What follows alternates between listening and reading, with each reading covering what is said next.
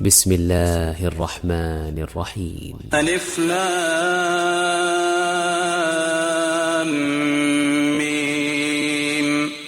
ذلك الكتاب لا ريب فيه هدى للمتقين الذين يؤمنون بالغيب ويقيمون الصلاة ومما رزقناهم ينفقون والذين يؤمنون بما أنزل إليك وما أنزل من قبلك وبالآخرة هم يوقنون أولئك على هدى من ربهم وأولئك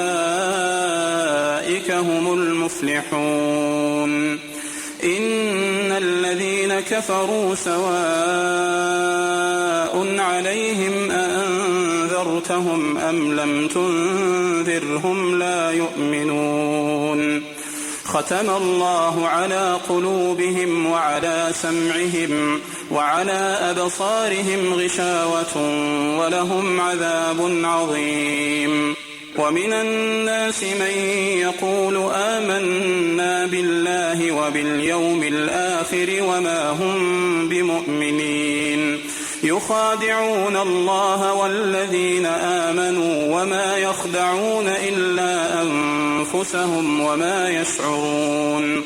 في قلوبهم مرض فزادهم الله مرضا ولهم عذاب أليم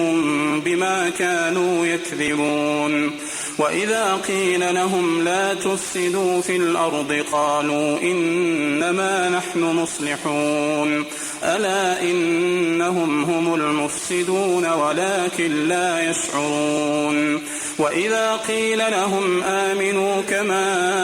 آمن الناس قالوا أنؤمن كما آمن السفهاء ألا إنهم هم السفهاء ولكن لا يعلمون. وإذا لقوا الذين آمنوا قالوا آمنا وإذا خلوا إلى شياطينهم قالوا إنا معكم إنما نحن مستهزئون. الله يستهزئ بهم ويمدهم في طغيانهم يعمهون. أولئك الذين اشتروا الضلالة بالهدى فما ربحت تجارتهم وما كانوا مهتدين. مثلهم كمثل الذي استوقد نارا فلما أضاءت ما حوله ذهب الله بنورهم وتركهم في ظلمات لا يبصرون. صم بكم عمي فهم لا يرجعون. أو كصيب من السماء فيه ظلمات ورعد وبرق يجعلون أصابعهم في آذانهم من الصواعق حذر الموت والله محيط بالكافرين. يكاد البرق يخطف أبصارهم كلما أضاء لهم مشوا فيه وإذا أظلم عليهم قاموا ولو شاء الله لذهب بسمعهم وأبصارهم إن الله على كل شيء قدير. يا أيها الناس اعبدوا ربكم الذي خلقكم والذين من قبلكم لعلكم تتقون. الذي جعل لكم الأرض فراشا والسماء بناء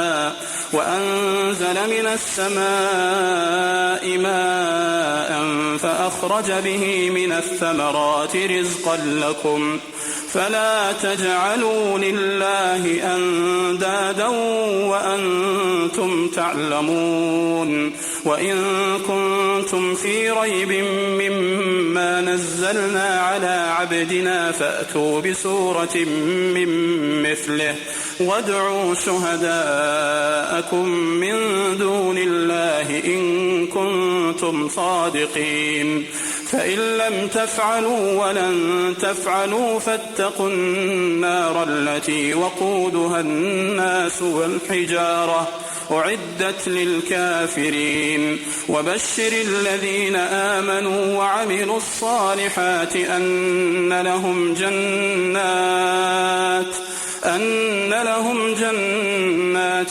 تجري من تحتها الأنهار كلما رزقوا منها من ثمرة رزقا قالوا هذا الذي رزقنا من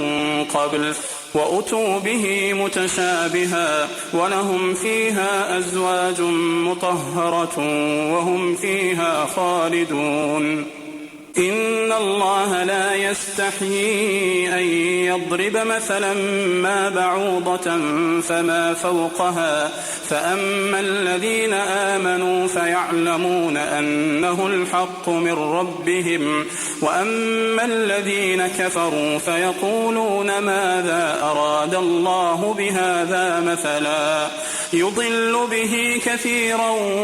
ويهدي به كثيرا وما يضل به إلا الفاسقين الذين ينقضون عهد الله من بعد ميثاقه ويقطعون ما أمر الله به أن يوصل ويفسدون في الأرض أولئك هم الخاسرون كيف تكفرون بالله وكنتم أمواتا فأحياكم ثم يميتكم ثم يحييكم ثم إليه ترجعون هو الذي خلق لكم ما في الأرض جميعا ثم استوى إلى السماء فسواهن 7 سماوات وهو بكل شيء عليم وإذ قال ربك للملائكة إني جاعل في الأرض خليفة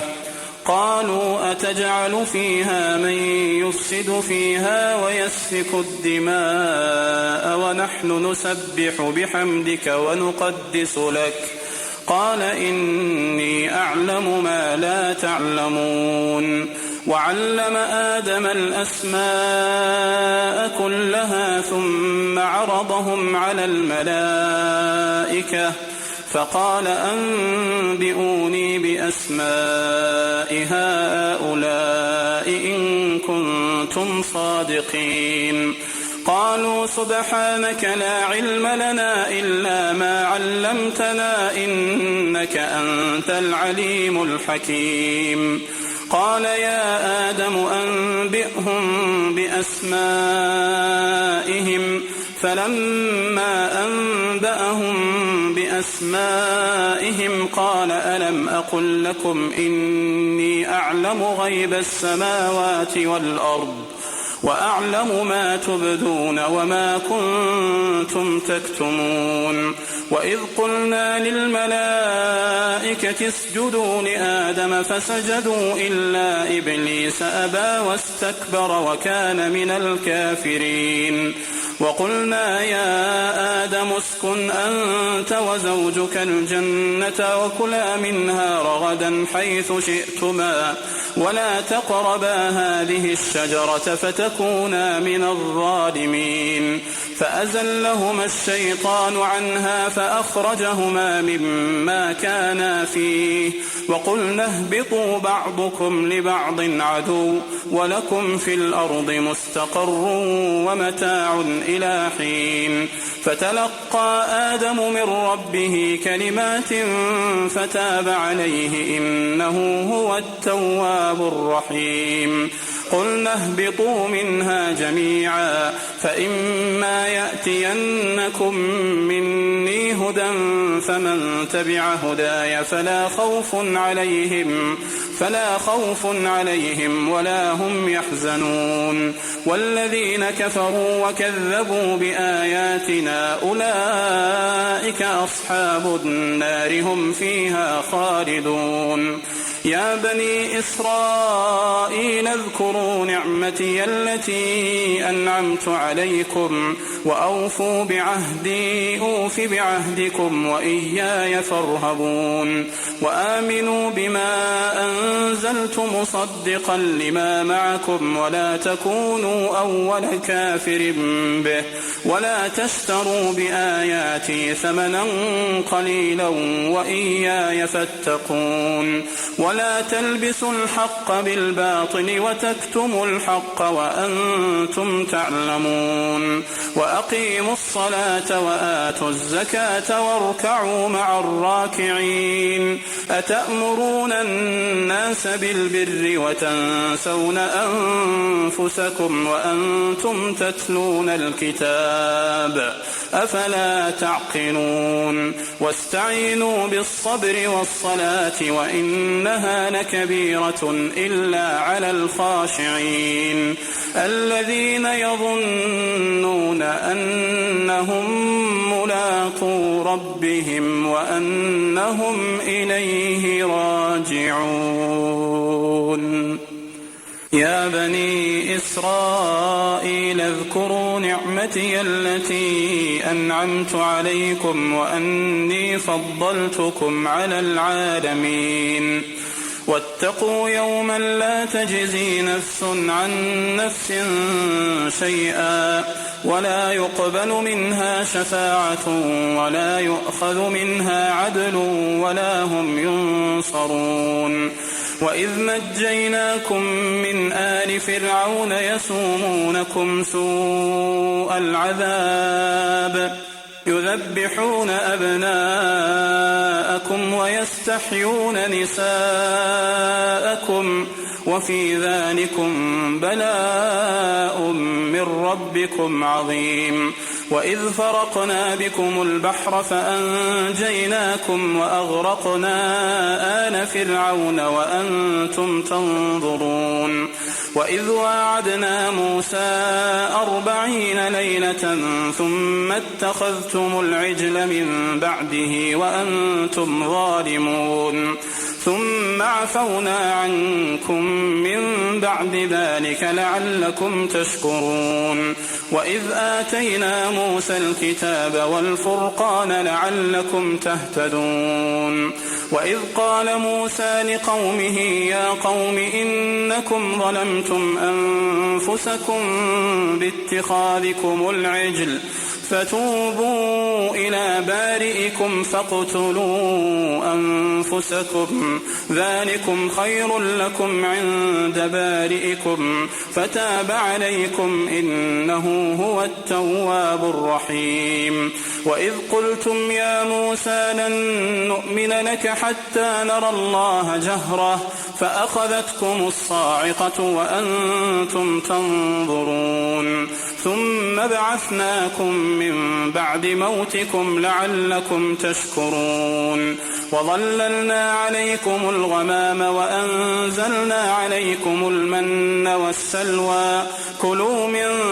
طيبات ما رزقناكم وما ظلمونا ولكن كانوا أنفسهم يظلمون وإذ قلنا ادخلوا هذه القرية فكلوا منها حيث شئتم رغدا وادخلوا الباب سجدا وقولوا حطة نغفر لكم خطاياكم وسنزيد المحسنين فبدل الذين ظلموا قولا غير الذي قيل لهم فأنزلنا على الذين ظلموا رجزا من السماء بما كانوا يفسقون وإذ استسقى موسى لقومه فقلنا اضرب بعصاك الحجر فانفجرت منه 12 عينا قد علم كل أناس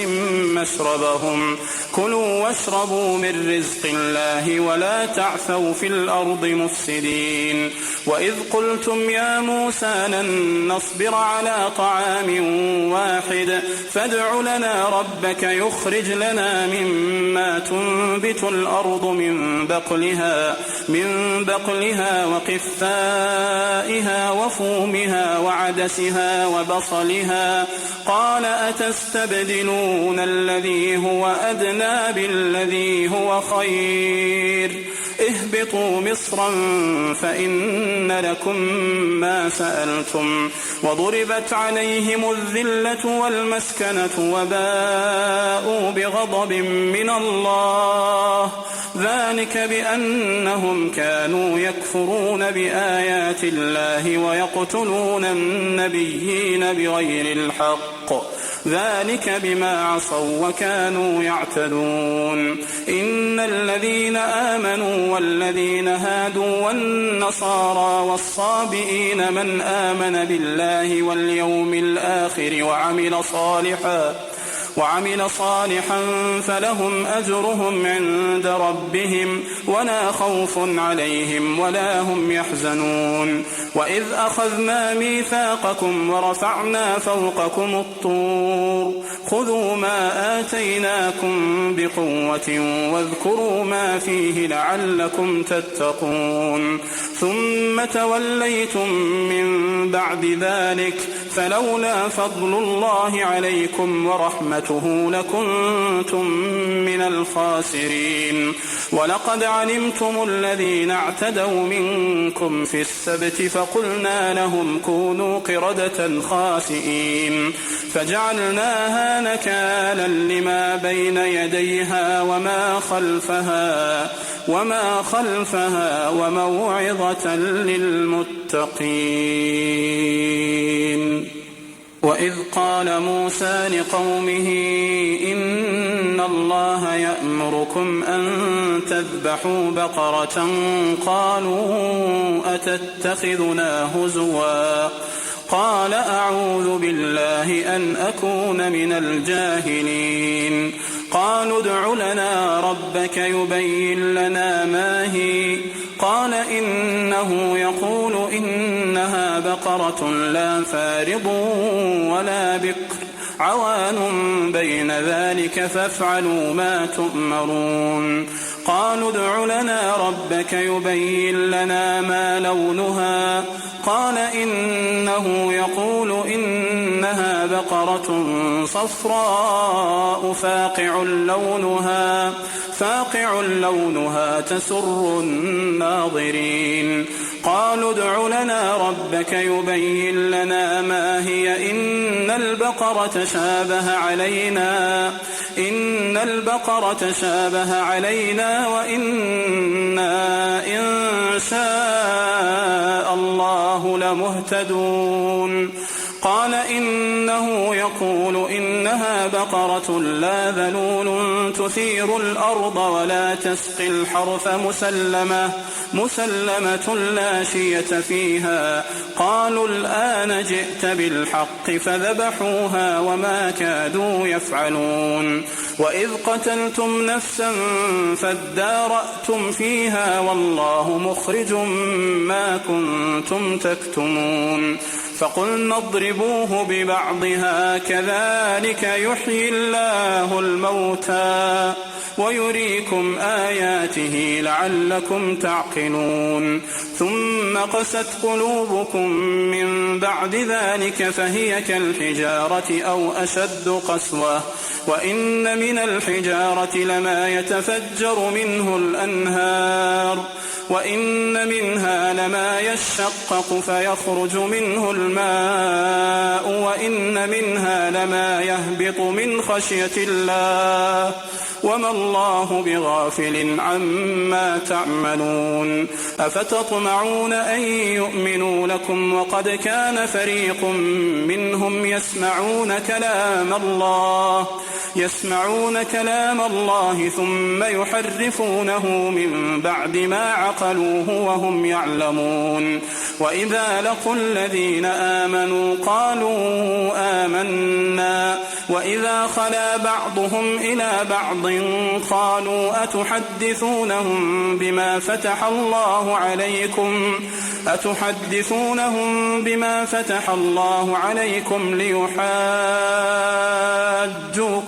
به به عند ربكم أفلا تعقلون أولا يعلمون أن الله يعلم ما يسرون وما يعلنون ومنهم أميون لا يعلمون الكتاب إلا أماني وإن هم إلا يظنون فويل للذين يكتبون الكتاب بأيديهم ثم يقولون هذا من عند الله ليشتروا به ثمنا قليلا فويل لهم مما كتبت أيديهم وويل لهم مما يكسبون وقالوا لن تمسنا النار إلا أياما معدودة قل أتخذتم عند الله عهدا فلن يخلف الله عهده أم تقولون على الله ما لا تعلمون بلى من كسب سيئة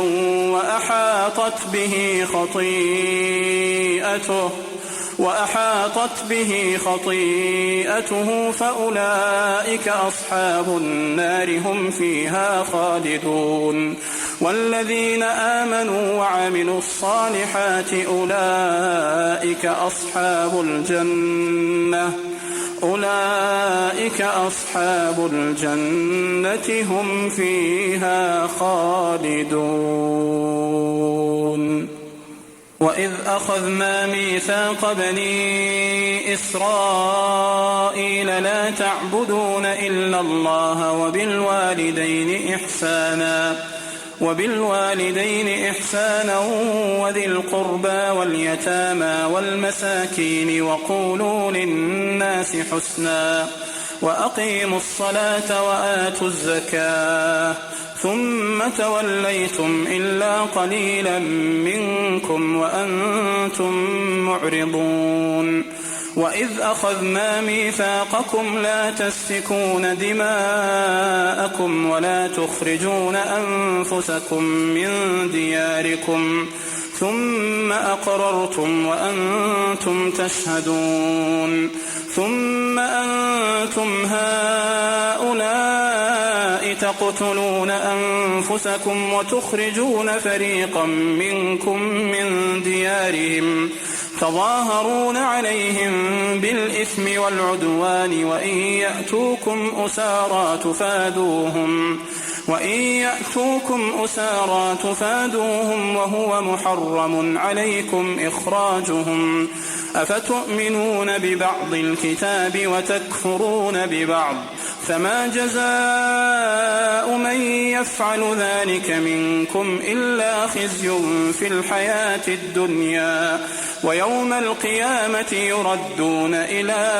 أشد العذاب وما الله بغافل عما تعملون أولئك الذين اشتروا الحياة الدنيا بالآخرة فلا يخفف عنهم العذاب ولا هم ينصرون ولقد آتينا موسى الكتاب وقفينا من بعده بالرسل وآتينا عيسى ابن مريم البينات وأيدناه بروح القدس أفكلما جاءكم رسول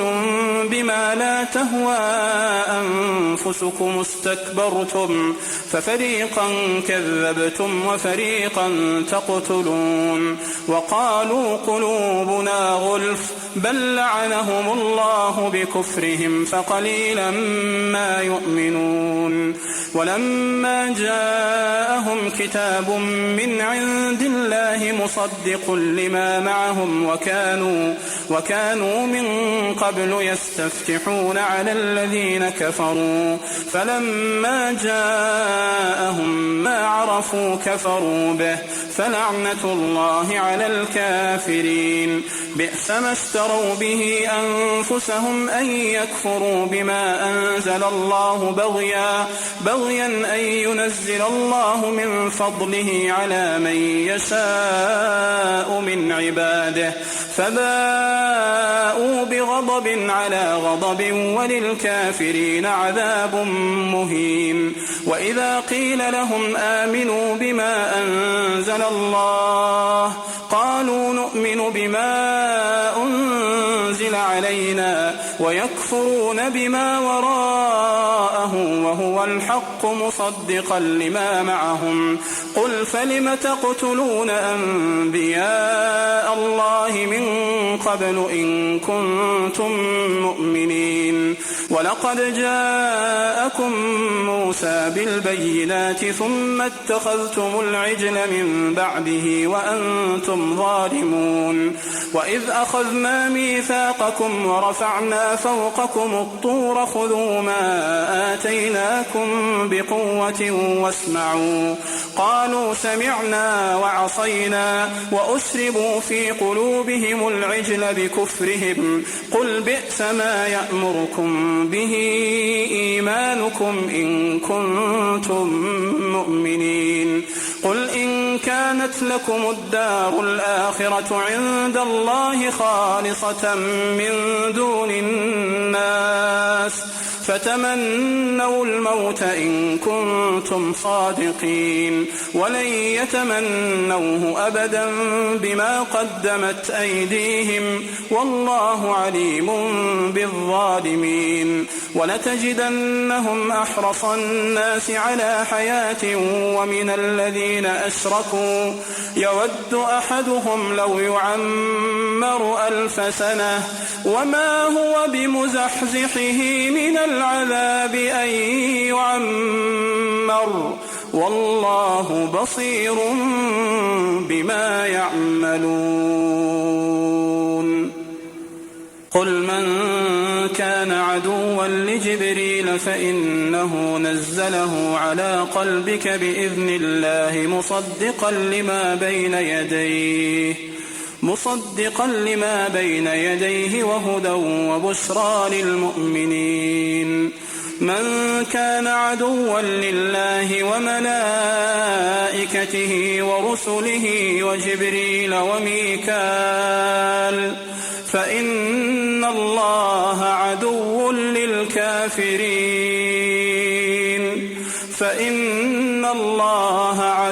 للكافرين. ولقد أنزلنا إليك آيات بينات وما يكفر بها إلا الفاسقون. أوكلما عاهدوا عهدا نبذه فريق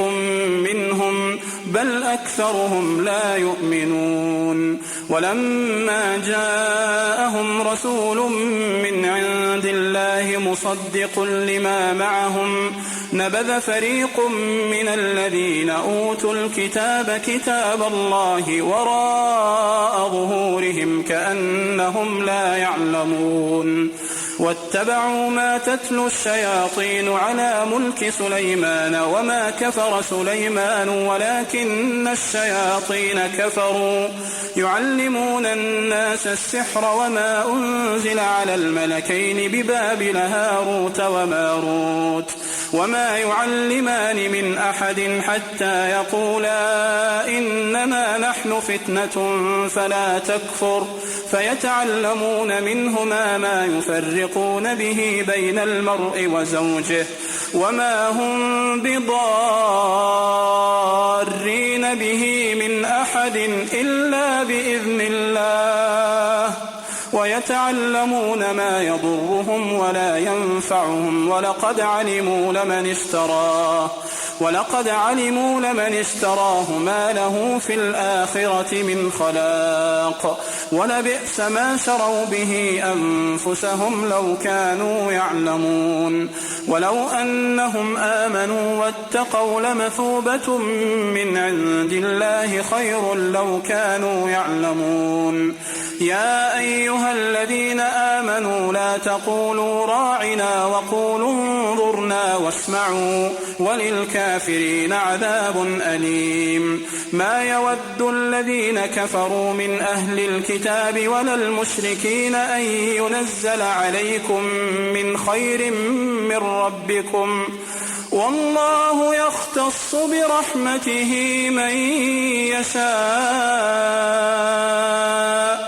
والله ذو الفضل العظيم ما ننسخ من آية أو ننسها نأت بخير منها أو مثلها ألم تعلم أن الله على كل شيء قدير ألم تعلم أن الله له ملك السماوات والأرض وما لكم من دون الله من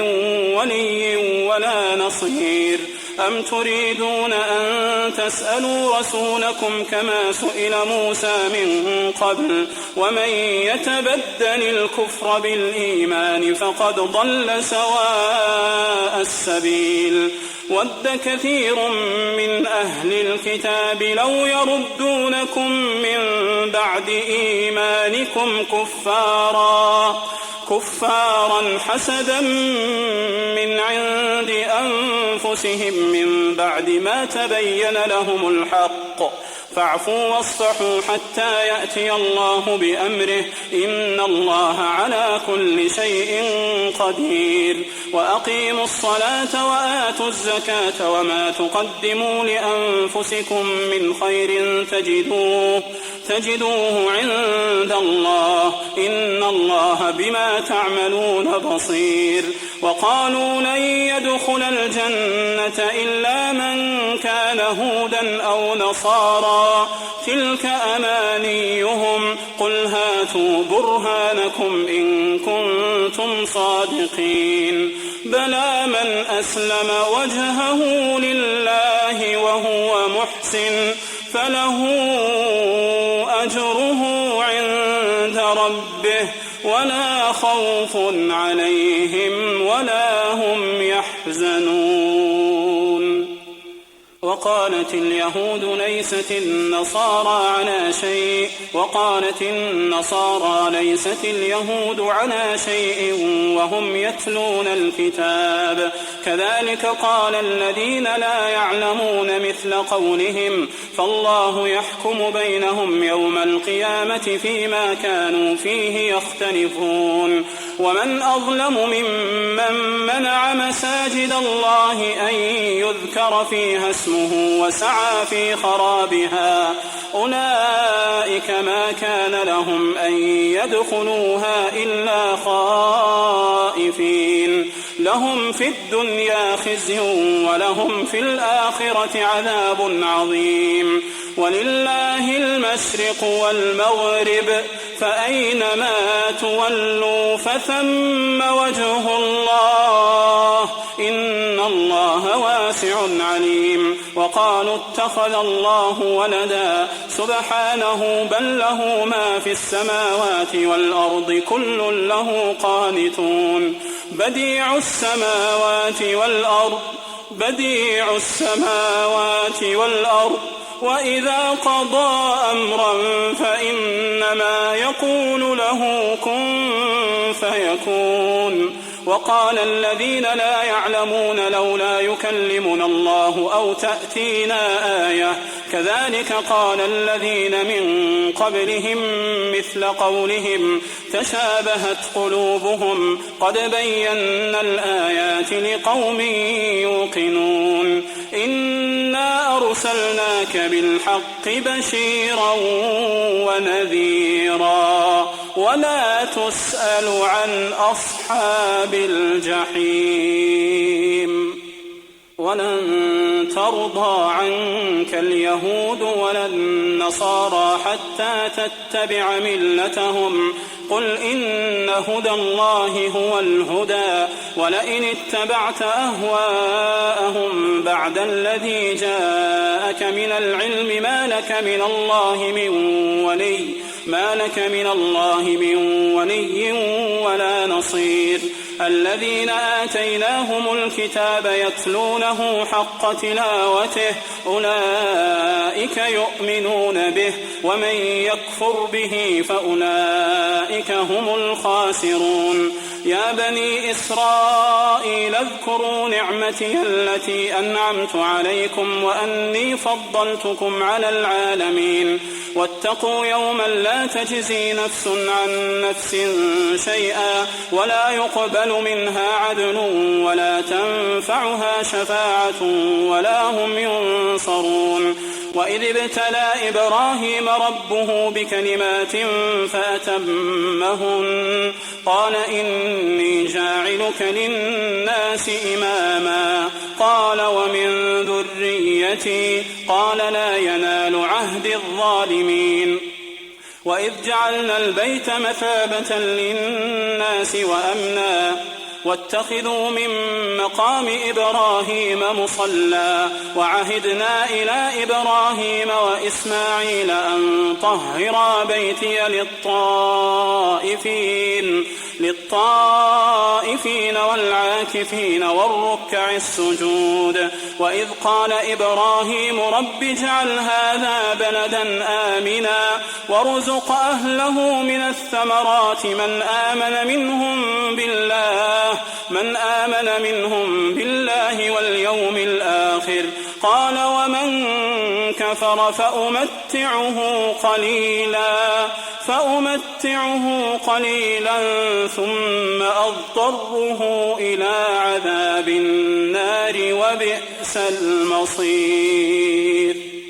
وإذ يرفع إبراهيم القواعد من البيت وإسماعيل ربنا تقبل منا إنك أنت السميع العليم ربنا واجعلنا مسلمين لك ومن ذريتنا أمة مسلمة لك وأرنا مناسكنا وتب علينا إنك أنت التواب الرحيم ربنا وابعث فيهم رسولا منهم يتلو عليهم آياتك ويعلمهم الكتاب والحكمة ويزكيهم إنك أنت العزيز الحكيم ومن يرغب عن ملة إبراهيم إلا من سفه نفسه ولقد اصطفيناه في الدنيا وإنه في الآخرة لمن الصالحين إذ قال له ربه أسلم قال أسلمت لرب العالمين ووصى بها إبراهيم بنيه ويعقوب يا بني إن الله اصطفى لكم الدين فلا تموتن إلا وأنتم مسلمون أم كنتم شهداء إذ حضر يعقوب الموت إذ قال لبنيه ما تعبدون من بعدي قالوا نعبد إلهك وإله آبائك إبراهيم وإسماعيل وإسحاق إلها واحدا ونحن له مسلمون تلك أمة قد خلت لها ما كسبت ولكم ما كسبتم ولا تسألون عما كانوا يعملون وقالوا كونوا هودا أو نصارى تهتدوا قل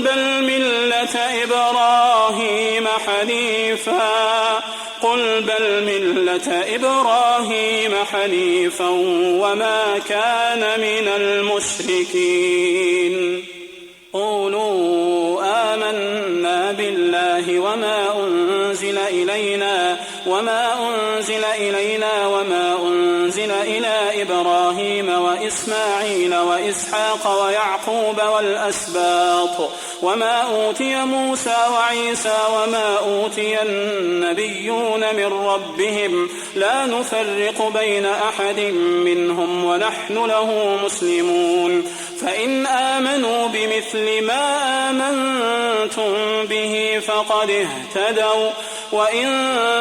تولوا فإنما هم في شقاق فسيكفيكهم الله وهو السميع العليم صبغة الله ومن أحسن من الله صبغة ونحن له عابدون قل أتحاجوننا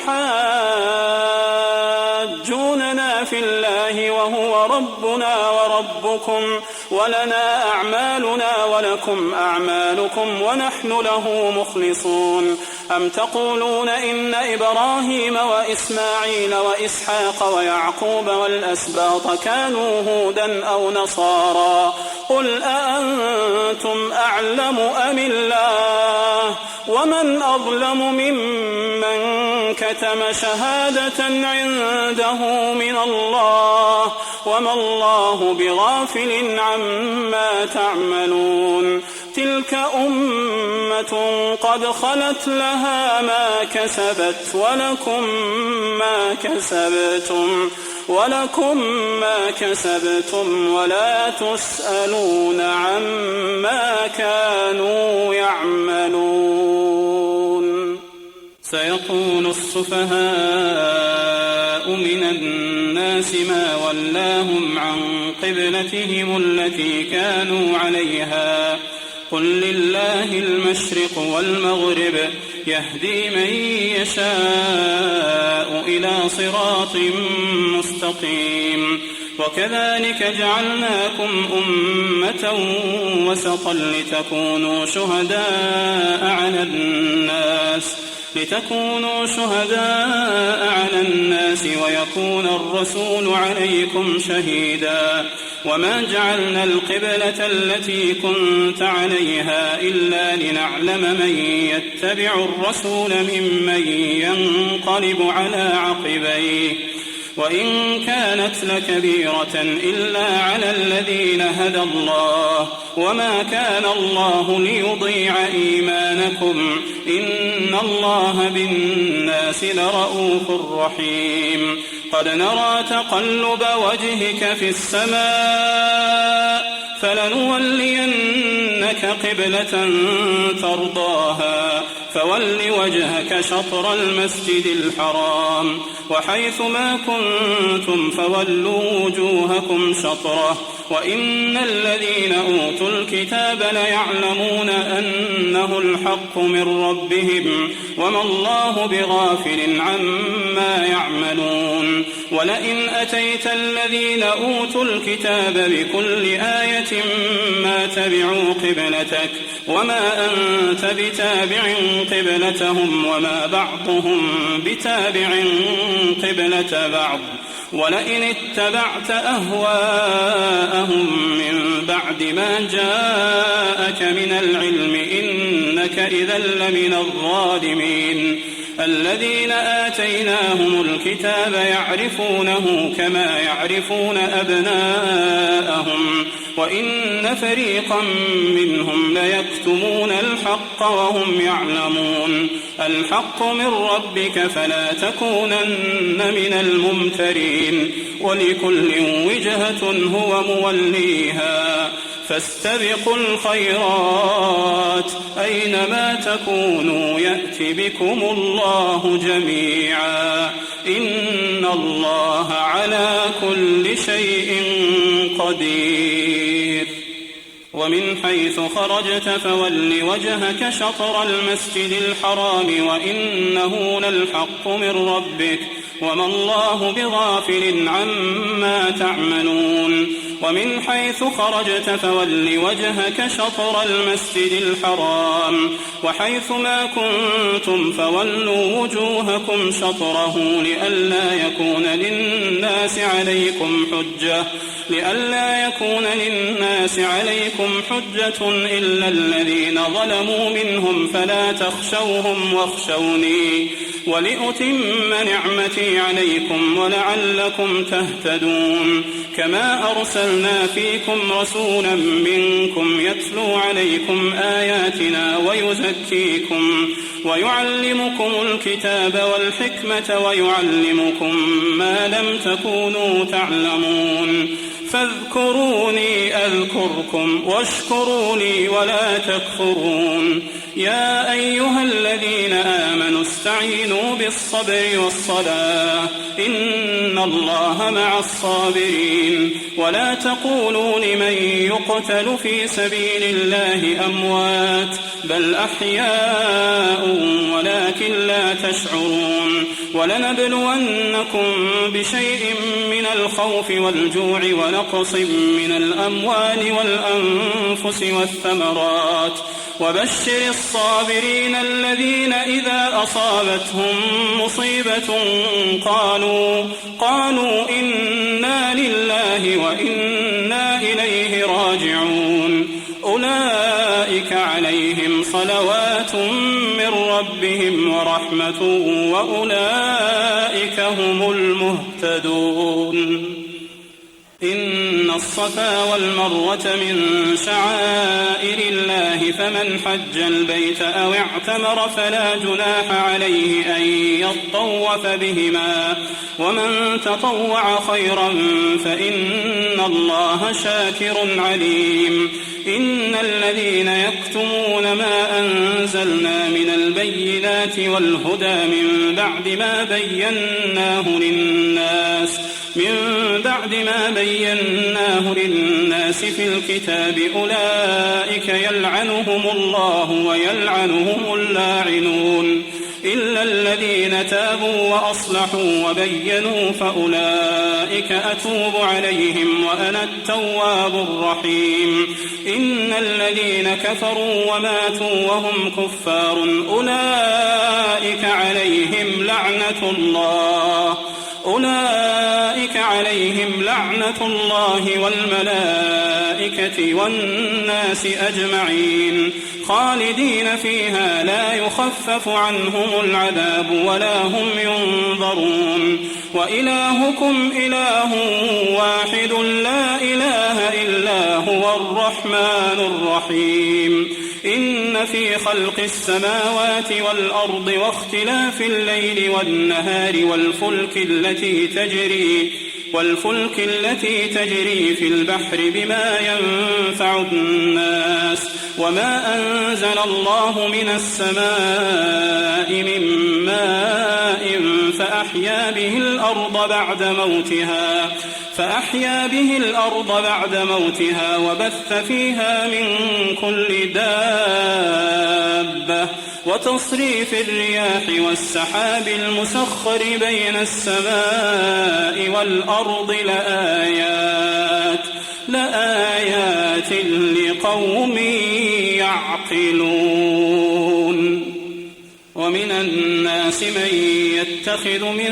دون الله أندادا يحبونهم كحب الله والذين آمنوا أشد حبا لله ولو يرى الذين ظلموا إذ يرون العذاب أن القوة لله جميعا وأن الله شديد العذاب إذ تبرأ الذين اتبعوا من الذين اتبعوا ورأوا العذاب وتقطعت بهم الأسباب وقال الذين اتبعوا لو أن لنا كرة فنتبرأ منهم كما تبرأوا منا كذلك يريهم الله أعمالهم حسرات عليهم وما هم بخارجين من النار يا أيها الناس كلوا مما في الأرض حلالا طيبا ولا تتبعوا خطوات الشيطان إنه لكم عدو مبين إنما يأمركم بالسوء والفحشاء وأن تقولوا على الله ما لا تعلمون وإذا قيل لهم اتبعوا ما أنزل الله قالوا بل نتبع ما ألفينا عليه آباءنا أولو كان آباؤهم لا يعقلون شيئا ولا يهتدون ومثل الذين كفروا كمثل الذي ينعق بما لا يسمع إلا دعاء ونداء صم بكم عمي فهم لا يعقلون يا أيها الذين آمنوا كلوا من طيبات ما رزقناكم واشكروا لله إن كنتم إياه تعبدون إنما حرم عليكم الميتة والدم ولحم الخنزير وما أهل به لغير الله فمن اضطر غير باغ ولا عاد فلا إثم عليه إن الله غفور رحيم. إن الذين يكتمون ما أنزل الله من الكتاب ويشترون به ثمنا قليلا أولئك ما يأكلون في بطونهم إلا النار ولا يكلمهم الله يوم القيامة ولا يزكيهم ولهم عذاب أليم. أولئك الذين اشتروا الضلالة بالهدى والعذاب بالمغفرة فما أصبرهم على النار. ذلك بأن الله نزل الكتاب بالحق وإن الذين اختلفوا في الكتاب لفي شقاق بعيد. ليس البر أن تولوا وجوهكم قبل المشرق والمغرب ولكن البر من آمن بالله واليوم الآخر والملائكة والكتاب والنبيين وآتى المال على حبه ذوي القربى واليتامى والمساكين وابن السبيل والسائلين وفي الرقاب وأقام الصلاة وآتى الزكاة والموفون بعهدهم إذا عاهدوا والصابرين في البأساء والضراء وحين البأس أولئك الذين صدقوا وأولئك هم المتقون. يا أيها الذين آمنوا كتب عليكم القصاص في القتلى الحر بالحر والعبد بالعبد والأنثى بالأنثى فمن عفي له من أخيه شيء فاتباع بالمعروف وأداء إليه بإحسان ذلك تخفيف من ربكم ورحمة فمن اعتدى بعد ذلك فله عذاب أليم. ولكم في القصاص حياة يا أولي الألباب لعلكم تتقون. كتب عليكم إذا حضر أحدكم الموت إن ترك خيرا الوصية للوالدين والأقربين بالمعروف حقا على المتقين. فمن بدله بعدما سمعه فإنما إثمه على الذين يبدلونه إن الله سميع عليم. فمن خاف من موص جنفا أو إثما فأصلح بينهم فلا إثم عليه إن الله غفور رحيم. يا أيها الذين آمنوا كتب عليكم الصيام كما كتب على الذين من قبلكم لعلكم تتقون أياما معدودات فمن كان منكم مريضا أو على سفر فعدة من أيام أخر وعلى الذين يطيقونه فدية طعام مسكين فمن تطوع خيرا فهو خير له وأن تصوموا خير لكم إن كنتم تعلمون. شهر رمضان الذي أنزل فيه القرآن هدى للناس وبينات من الهدى والفرقان فمن شهد منكم الشهر فليصمه ومن كان مريضا أو على سفر فعدة من أيام أخر يريد الله بكم اليسر ولا يريد بكم العسر ولتكملوا العدة ولتكبروا الله على ما هداكم ولعلكم تشكرون. وإذا سألك عبادي عني فإني قريب أجيب دعوة الداع إذا دعاني فليستجيبوا لي وليؤمنوا بي لعلهم يرشدون. أحل لكم ليلة الصيام الرفث إلى نسائكم هن لباس لكم وأنتم لباس لهن علم الله أنكم كنتم تختانون أنفسكم فتاب عليكم وعفى عنكم، فالآن باشروهن وابتغوا ما كتب الله لكم، وكلوا واشربوا حتى يتبين لكم الخيط الأبيض من الخيط الأسود من الفجر، ثم أتموا الصيام إلى الليل، ولا تباشروهن وأنتم عاكفون في المساجد، تلك حدود الله فلا تقربوها، كذلك يبين الله آياته للناس لعلهم يتقون. ولا تأكلوا أموالكم بينكم بالباطل وتدلوا بها إلى الحكام لتأكلوا فريقا من أموال الناس بالإثم وأنتم تعلمون.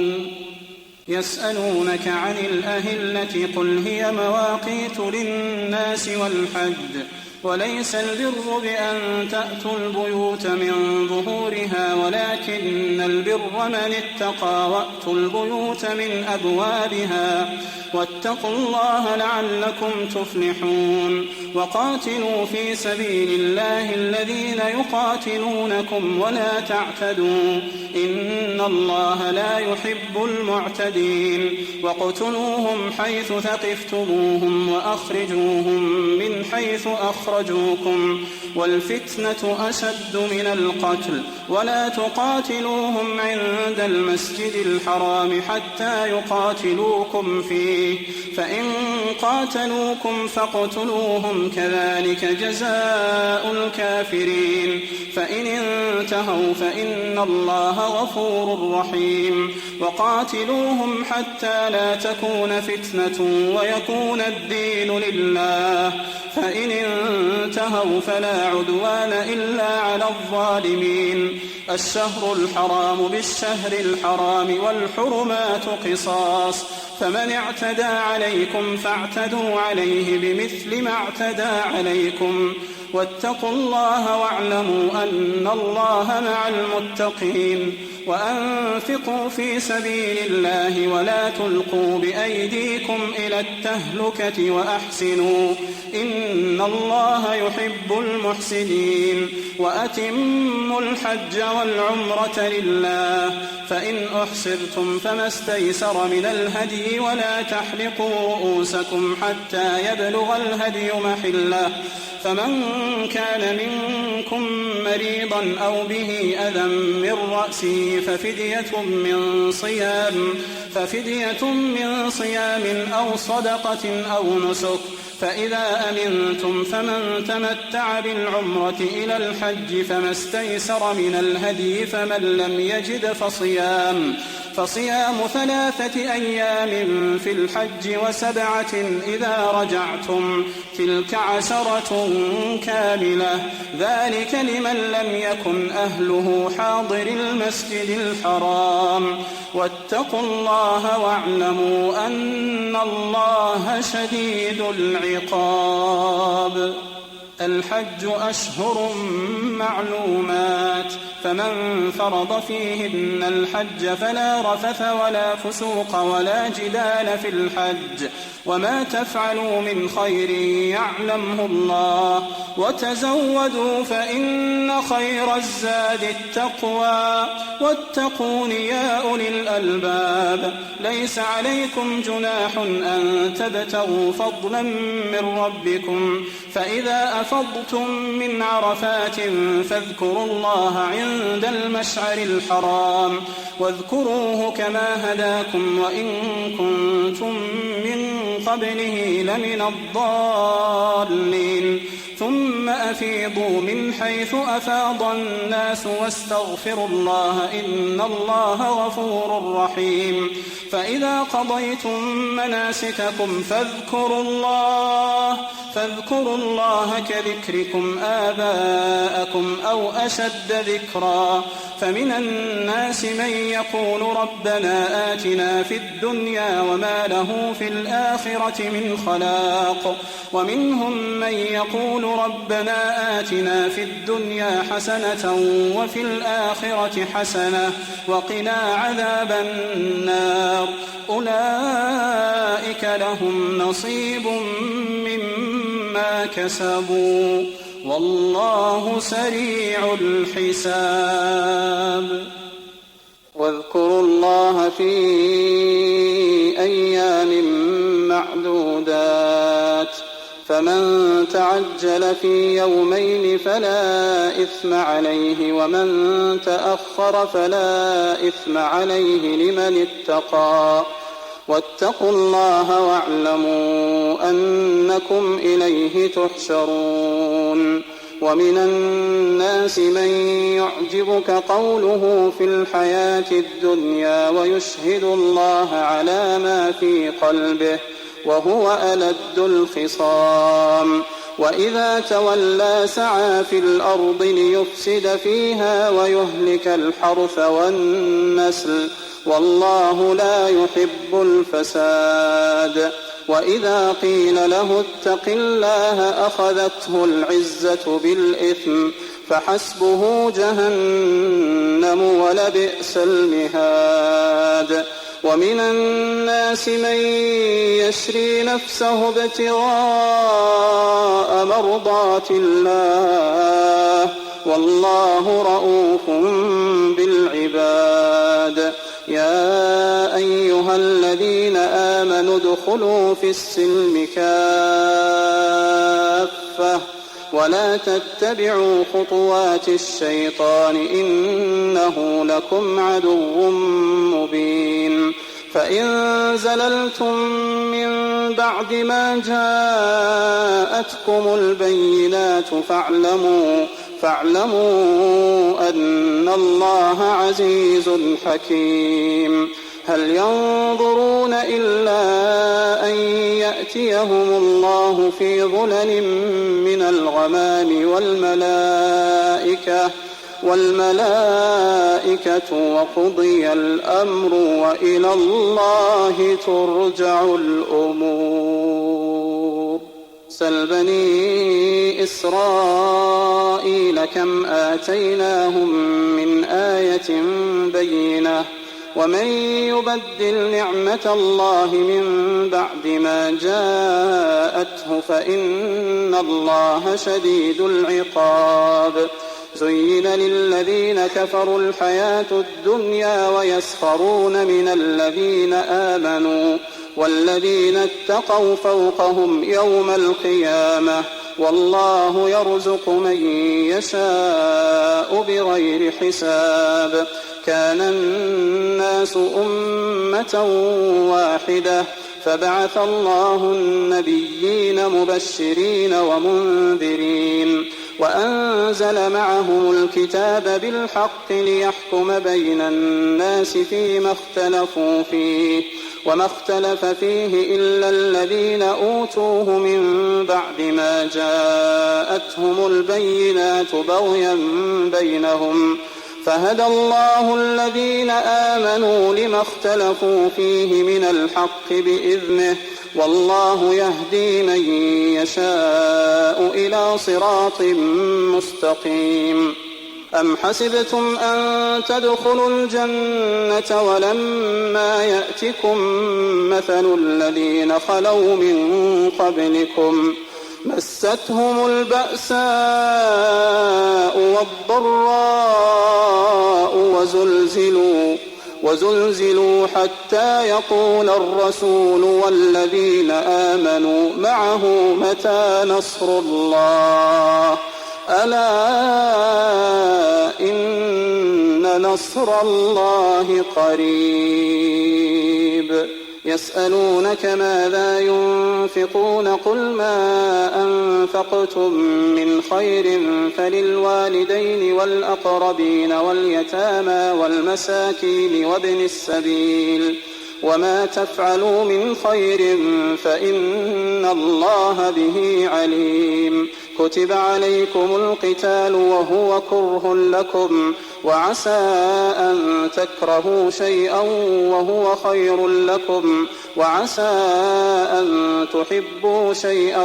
وهو شر لكم والله يعلم وأنتم لا تعلمون. يسألونك عن الشهر الحرام قتال فيه قل قتال فيه كبير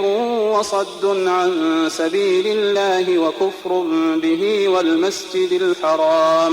والمسجد الحرام وإخراج أهله منه أكبر عند الله والفتنة أكبر من القتل ولا يزالون يقاتلونكم حتى يردوكم عن دينكم إن استطاعوا ومن يرتدد منكم عن دينه فيمت وهو كافر فأولئك حبطت أعمالهم في الدنيا والآخرة وأولئك أصحاب النار هم فيها خالدون. إن الذين آمنوا والذين هاجروا وجاهدوا في سبيل الله أولئك يرجون رحمة الله والله غفور رحيم. يسألونك عن الخمر والميسر قل فيهما إثم كبير ومنافع للناس وإثمهما أكبر من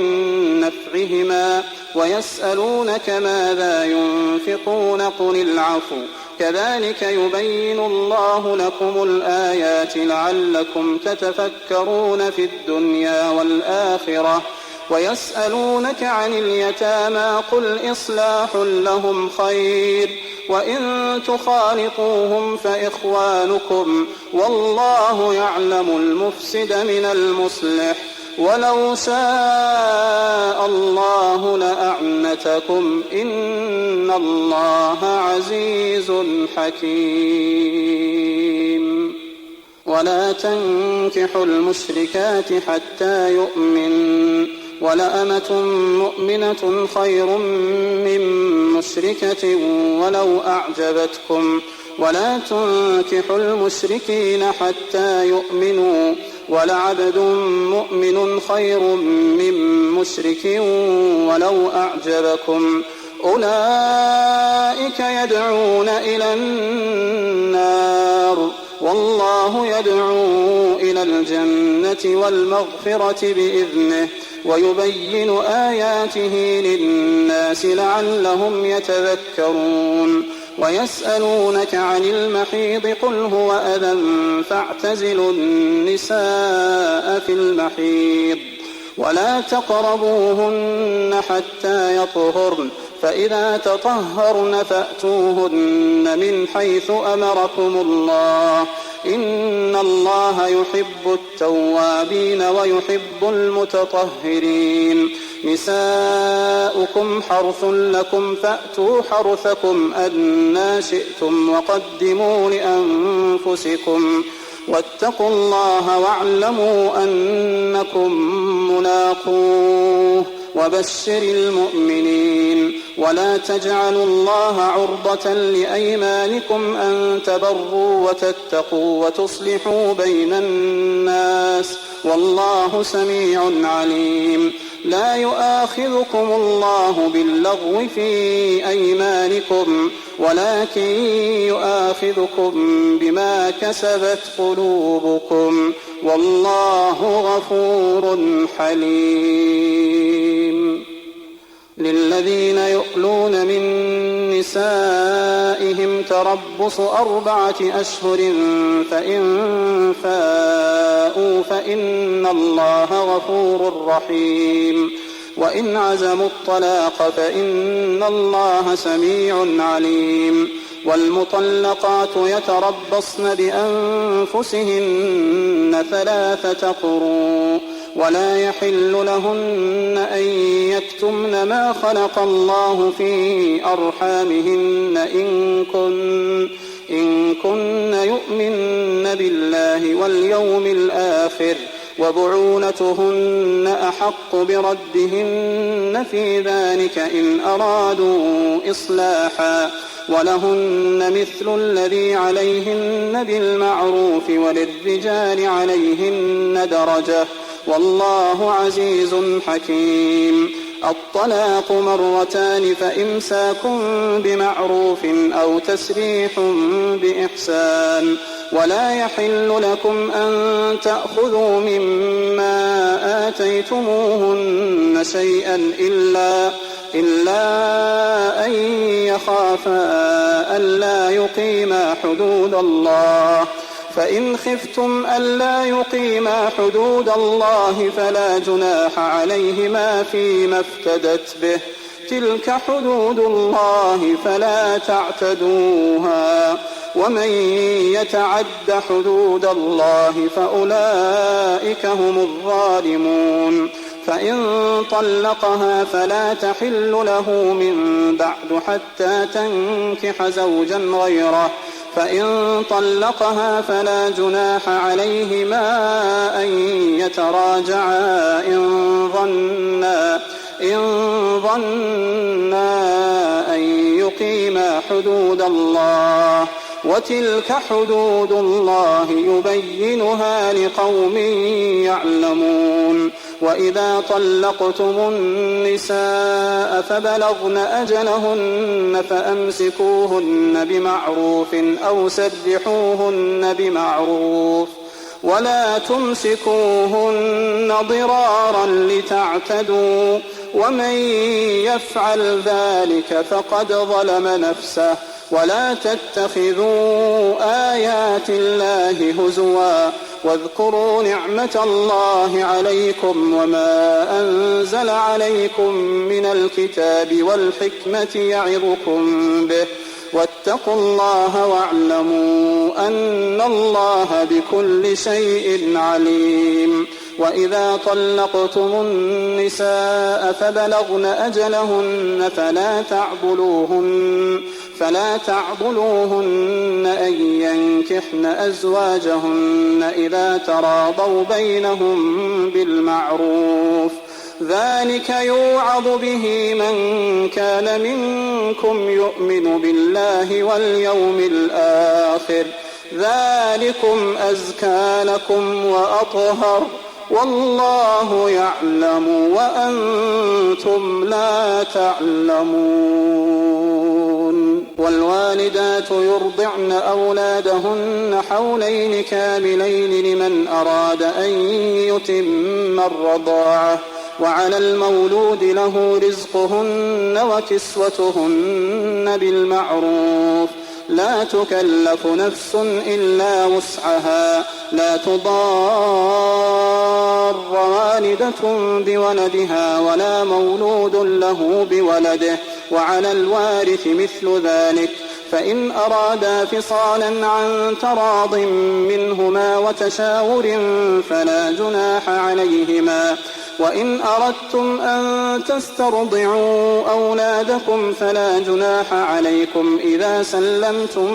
ما آتيتم بالمعروف واتقوا الله واعلموا أن الله بما تعملون بصير. والذين يتوفون منكم ويذرون أزواجا يتربصن بأنفسهن 4 أشهر و10 فإذا بلغن أجلهن فلا جناح عليكم فيما فعلن في أنفسهن بالمعروف والله بما تعملون خبير. ولا جناح عليكم فيما عرضتم به من خطبة النساء أو أكننتم في أنفسكم علم الله أنكم ستذكرونهن ولكن لا تواعدوهن سرا إلا أن تقولوا قولا معروفا ولا تعزموا عقدة النكاح حتى يبلغ الكتاب أجله واعلموا أن الله يعلم ما في أنفسكم فاحذروه واعلموا أن الله غفور حليم. لا جناح عليكم إن طلقتم النساء ما لم تمسوهن أو تفرضوا لهن فريضة، ومتعوهن على الموسع قدره وعلى المقتر قدره متاعا بالمعروف حقا على المحسنين. وإن طلقتموهن من قبل أن تمسوهن وقد فرضتم لهن فريضة فنصف ما فرضتم إلا أن يعفون أو يعفو الذي بيده عقدة النكاح، وأن تعفوا أقرب للتقوى. ولا تنسوا الفضل بينكم إن الله بما تعملون بصير. حافظوا على الصلوات والصلاة الوسطى وقوموا لله قانتين. فإن خفتم فرجالا أو ركبانا فإذا أمنتم فاذكروا الله كما علمكم ما لم تكونوا تعلمون. والذين يتوفون منكم ويذرون أزواجا وصية لأزواجهم متاعا إلى الحول غير إخراج، فإن خرجن فلا جناح عليكم فيما فعلن في أنفسهن من معروف، والله عزيز حكيم. وللمطلقات متاع بالمعروف حقا على المتقين. كذلك يبين الله لكم آياته لعلكم تعقلون. ألم تر إلى الذين خرجوا من ديارهم وهم ألوف حذر الموت فقال لهم الله موتوا ثم أحياهم إن الله لذو فضل على الناس ولكن أكثر الناس لا يشكرون. وقاتلوا في سبيل الله واعلموا أن الله سميع عليم. من ذا الذي يقرض الله قرضا حسنا فيضاعفه له أضعافا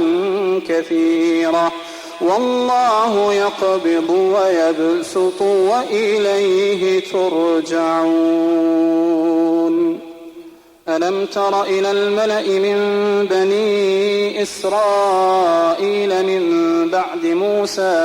إذ قالوا لنبي له ابعث لنا ملكا نقاتل في سبيل الله قال هل عسيتم إن كتب عليكم القتال ألا تقاتلوا قالوا وما لنا ألا نقاتل في سبيل الله وقد أخرجنا من ديارنا وأبنائنا فلما كتب عليهم القتال تولوا إلا قليلا منهم والله عليم بالظالمين. وقال لهم نبيهم إن الله قد بعث لكم طالوت ملكا قالوا أنى يكون له الملك علينا ونحن أحق بالملك منه ولم يؤت سعة من المال قال إن الله اصطفاه عليكم وزاده بسطة في العلم والجسم والله يؤتي ملكه من يشاء والله واسع عليم. وقال لهم نبيهم إن آية ملكه أن يأتيكم التابوت فيه سكينة من ربكم وبقية مما ترك آل موسى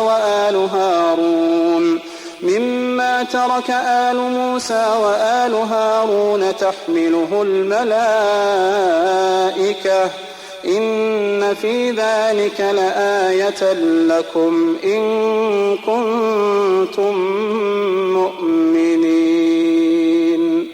فلما فصل طالوت بالجنود قال إن الله مبتليكم بنهر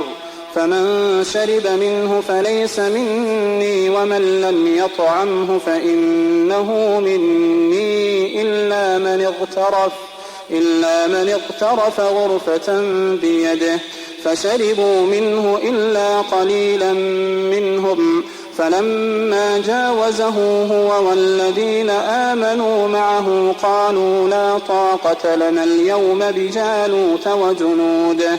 قال الذين يظنون أنهم ملاقو الله كم من فئة قليلة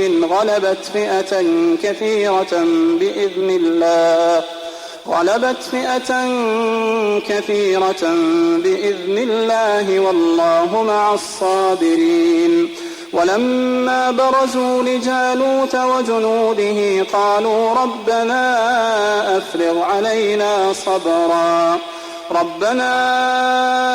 أفرغ علينا صبرا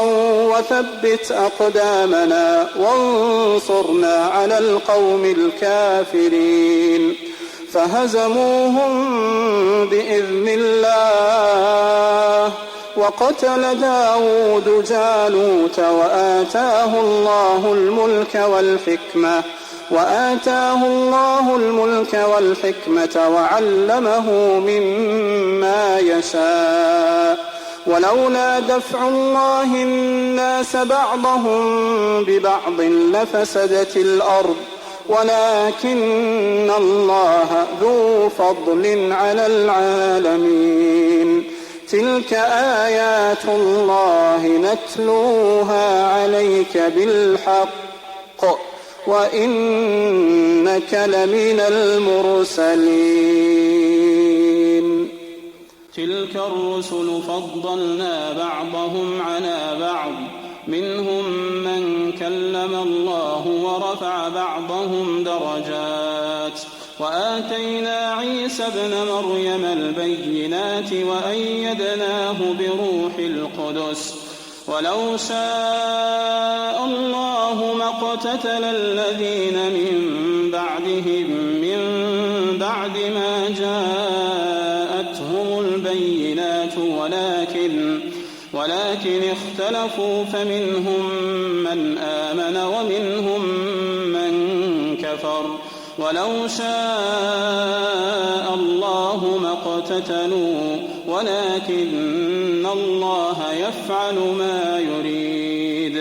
يا أيها الذين آمنوا أنفقوا مما رزقناكم من قبل أن يأتي يوم لا بيع فيه ولا خلة ولا شفاعة والكافرون هم الظالمون الله لا إله إلا هو الحي القيوم لا تأخذه سنة ولا نوم له ما في السماوات وما في الأرض من ذا الذي يشفع عنده إلا بإذنه يعلم ما بين أيديهم وما خلفهم ولا يحيطون بشيء من علمه إلا بما شاء وسع كرسيه السماوات والأرض ولا يؤوده حفظهما وهو العلي العظيم لا إكراه في الدين قد تبين الرشد من الغي فمن يكفر بالطاغوت ويؤمن بالله فقد استمسك بالعروة الوثقى لا انفصام لها والله سميع عليم الله ولي الذين آمنوا يخرجهم من الظلمات إلى النور والذين كفروا أولياؤهم الطاغوت يخرجونهم من النور إلى الظلمات أولئك أصحاب النار هم فيها خالدون ألم تر إلى الذي حاج إبراهيم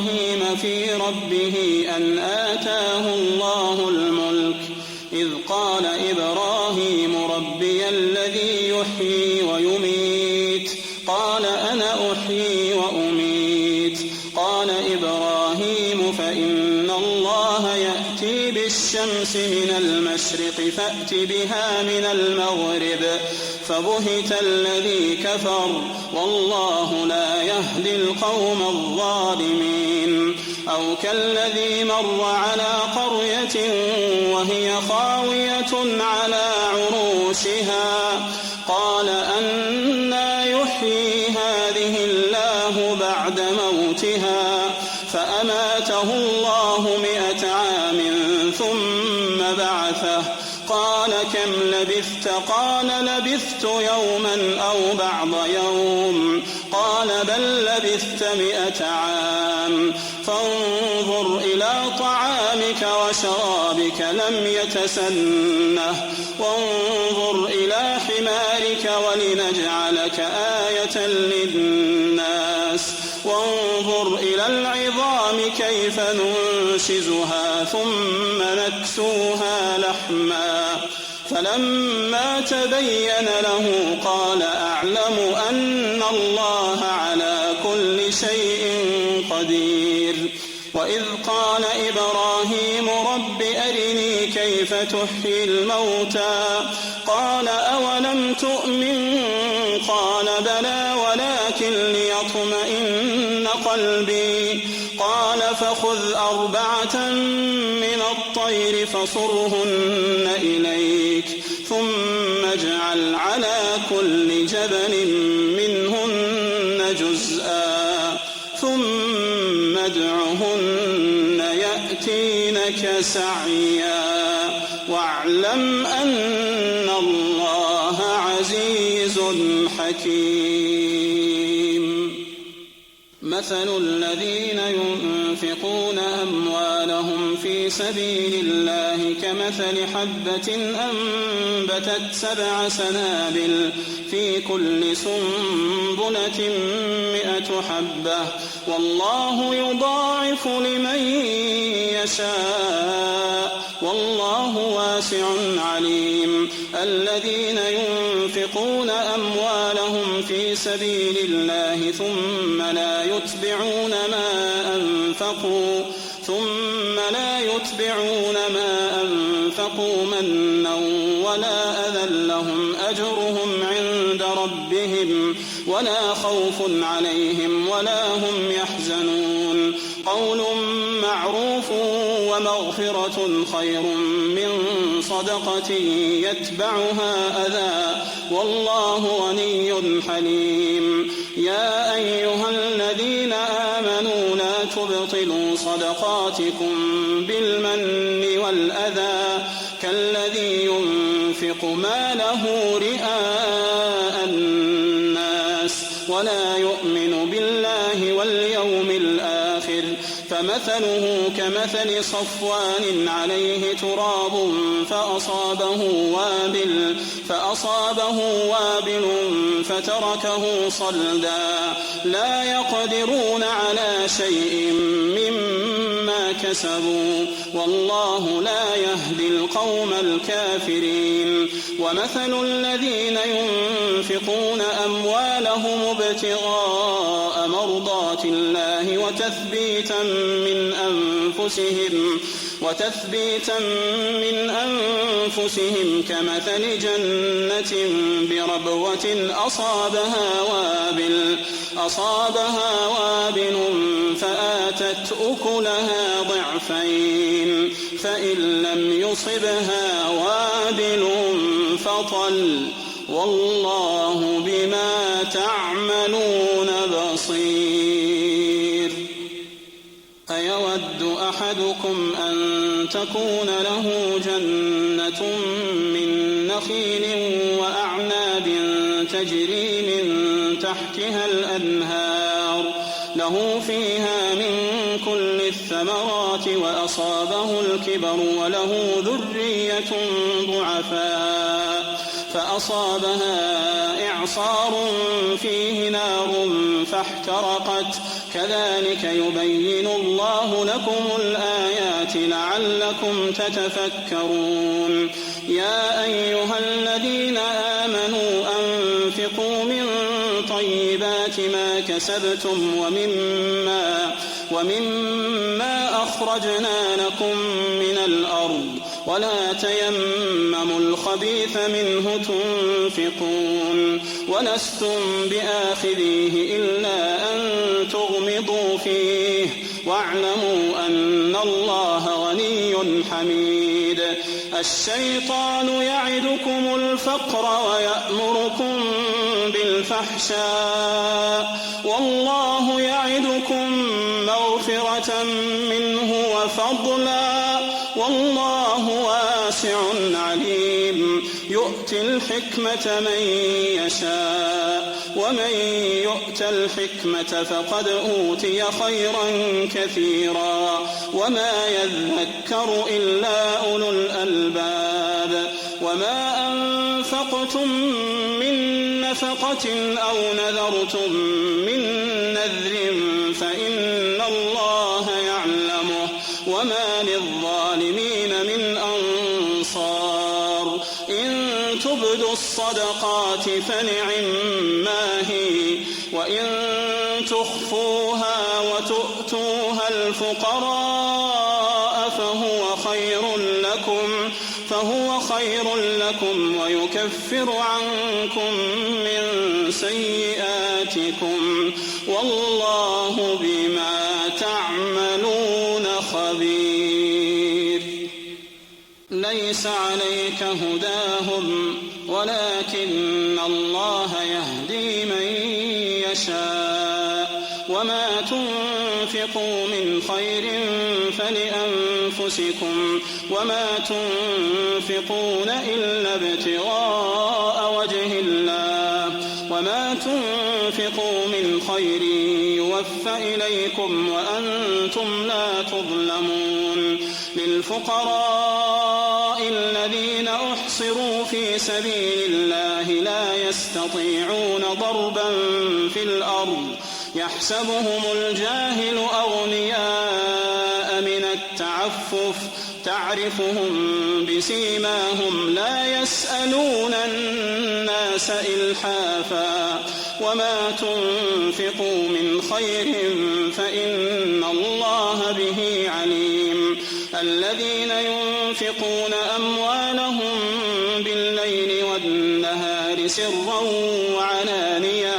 فلهم أجرهم عند ربهم ولا خوف عليهم ولا هم يحزنون. الذين يأكلون الربا لا يقومون إلا كما يقوم الذي يتخبطه الشيطان من المس ذلك بأنهم قالوا إنما البيع مثل الربا وأحل الله البيع وحرم الربا. فمن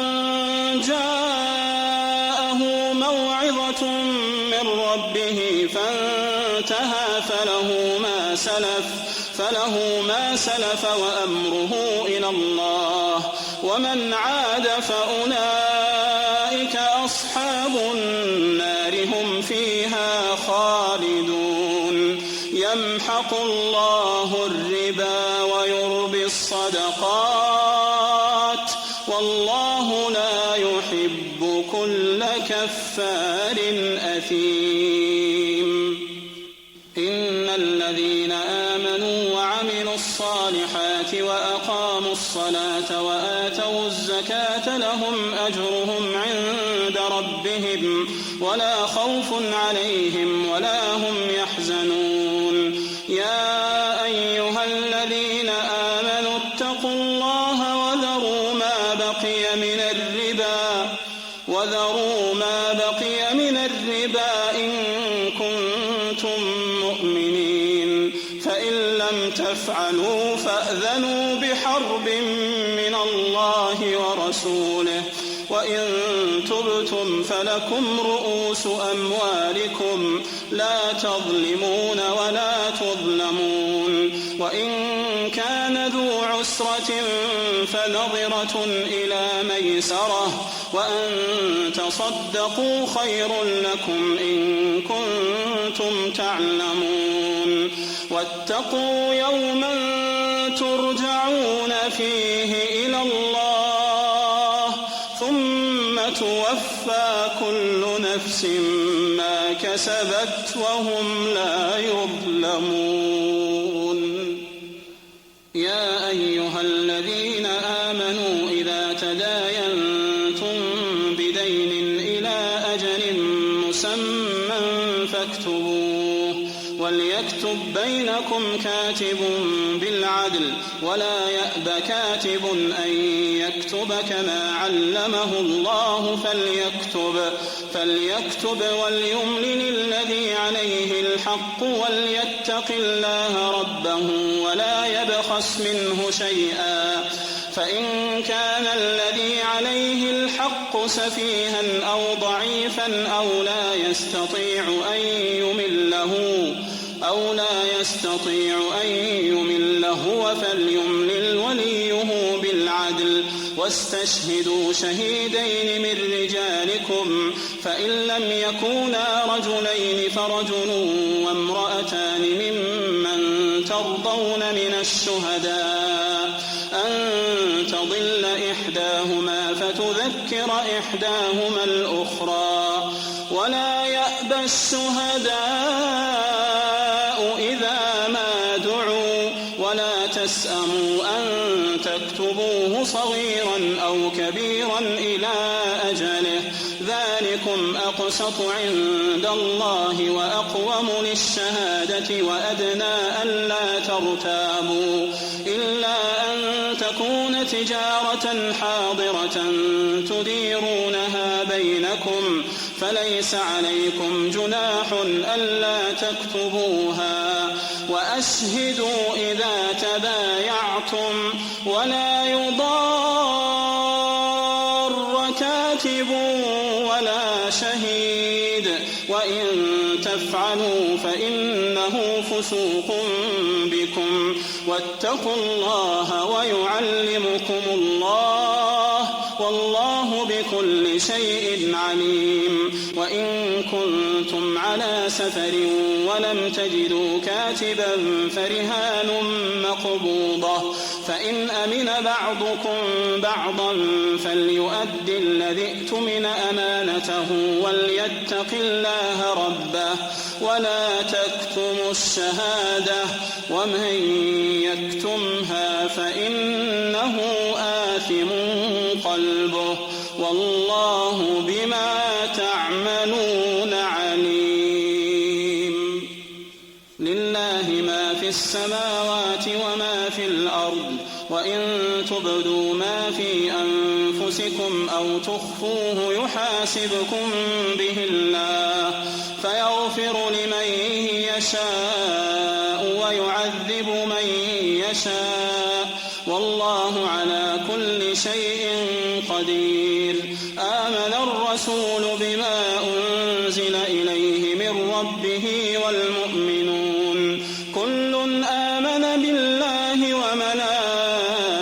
وملائكته وكتبه ورسله لا نفرق بين أحد